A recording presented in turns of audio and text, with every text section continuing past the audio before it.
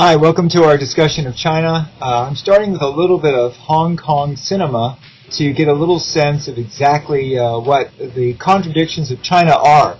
You have the sophisticated ancient culture that's the longest continuous culture in world history, and at the same time you have a country that has a propensity for liking non-stop action kung fu movies. Some are great, some are just really silly.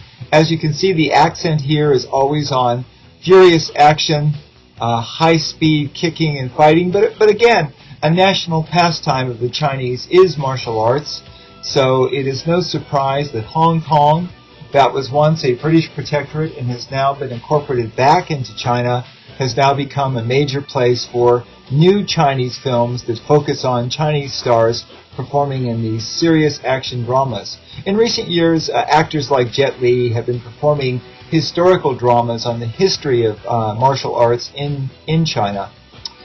Moving from this, we move to some of the classical arts of China. This is a Ming boss, and as you can see, it's beautifully fired. It's a beautiful ceramic. It has a beautiful glaze, and it's beautifully textured with a beautiful design on it. Next, you see the decorative arts of calligraphy. And you can see the characters, the actual writing itself, as in Islam, as in the Arab countries, itself is artistic and draws the eye simply to the page, even if you don't understand what the script is saying.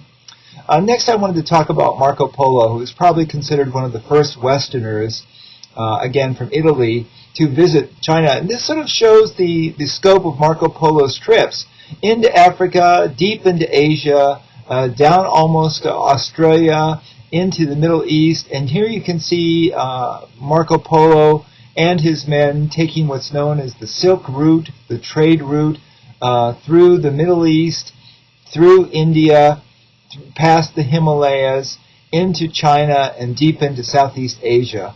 And as you can see, they have camels, they have horses, and they have combat troops with them to guide them.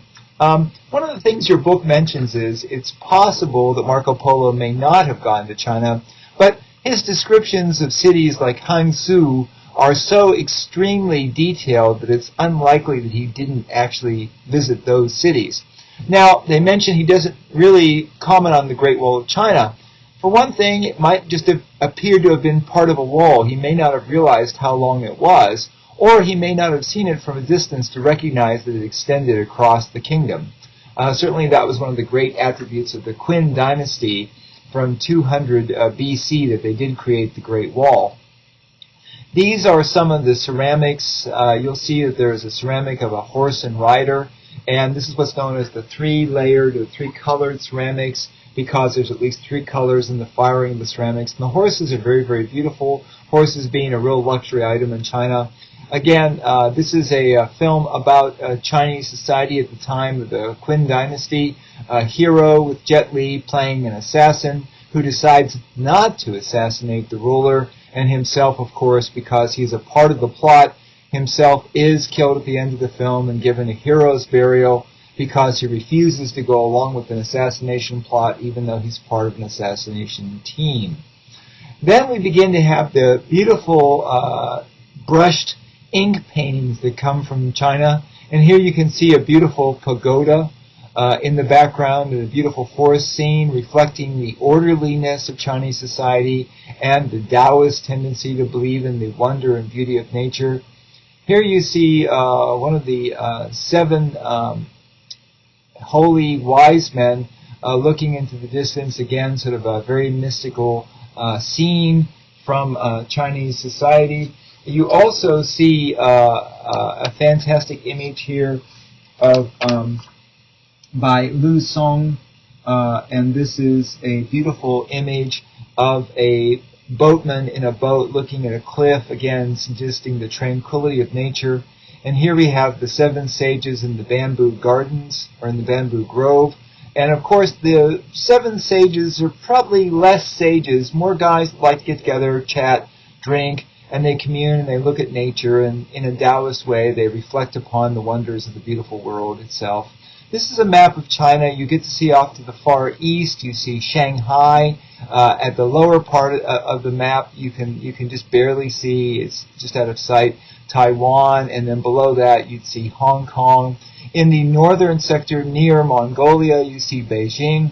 Here you see the beautiful Qin Dynasty terracotta statues of soldiers that were actually left in a mausoleum, a pyramid mausoleum, to protect the emperor after he had died. And you'll see another angle of these excavated soldiers who were found underground in a mausoleum related to a pyramid, one of the largest pyramids in the world, actually, about the fourth largest in the world, that enshrined the Qin Dynasty's ruler.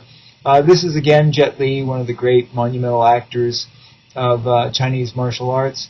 Here he's performing a magic act from one of his films. And then you see the images of the emperors themselves. This is a picture of one of the emperors, and you can see the wiseness and wisdom in his face and the way he is shown it reverently. And then we're going to get to see a little chunk of the beautiful overhead aerial shot of the actual pyramid, where the mausoleum was found containing the terracotta figures of the soldiers. Hundreds of soldiers that were left behind, not real soldiers, but terracotta soldiers that were left behind to guard the emperor in the afterlife.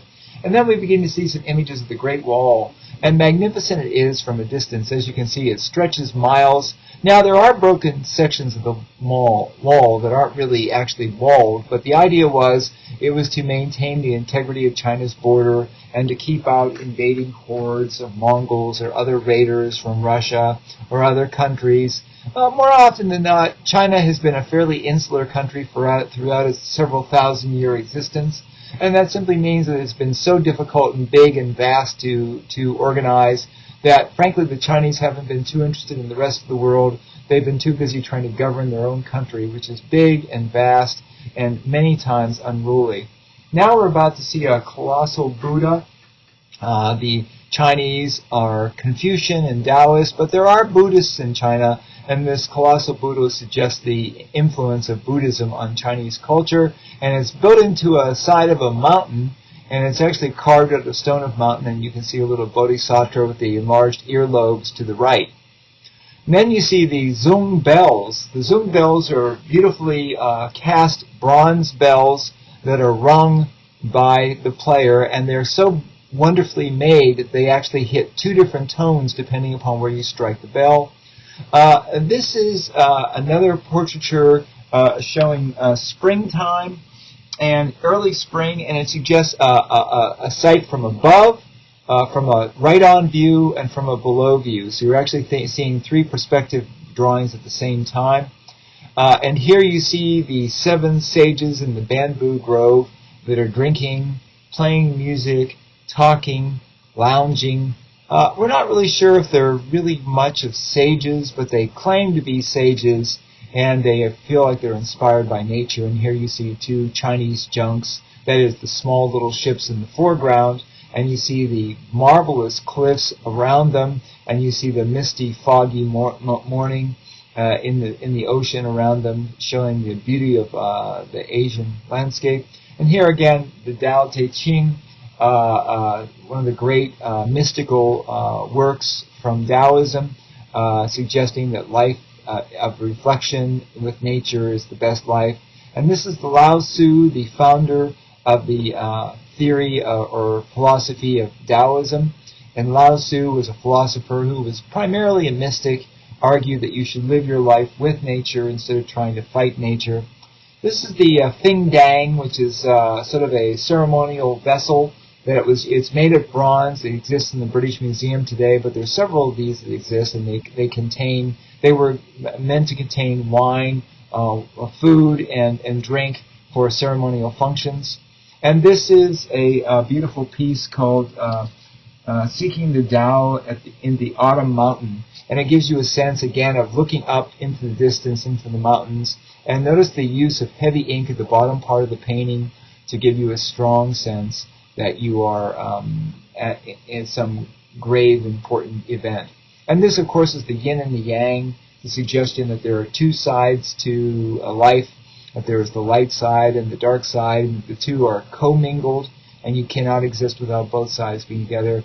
Here is a fairly large sculpture of Lao Tzu, again, near a mountain, suggesting the beauty of nature, and that contemplation of nature is the thing that we must always keep at the head of our minds. And here we have some Chinese instrumental music of the classical era, suggesting how important it is to have reverence for nature. And the music suggested that, again, nature experience is probably the most important aspect of life, that living in accordance with nature is important. And an interesting thing to think about is that China is considered one of the most polluted countries in the world, and probably one of the reasons why they worship nature so much is because of the pollution surrounding them. Also, the Chinese are Confucian as well as Taoist. Where the Taoists believe in nature, the Confucians believe in right action. Confucianism teaches the Chinese people that they should apply the proper decorum to all occasions, that they should revere their elders, that they should listen to the hierarchy and upper-ups of society, that they should be good team players. So Confucianism teaches people the right principles of doing business, of leading an appropriate life. And Taoism teaches them a more mystical philosophy of how to conduct their life in accordance with nature, and how to live every day to its fullest, enjoying the splendors of the natural world.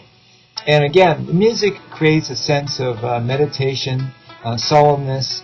Unlike Western music that progresses very steadily towards a triumphal ending of some kind, Eastern music seems to trail off into distant horizons, sometimes reaching crescendos of speed and velocity and excitement, and sometimes simply playfully moving from one tone to another tone, seeking a respite from the wonders of the everyday world.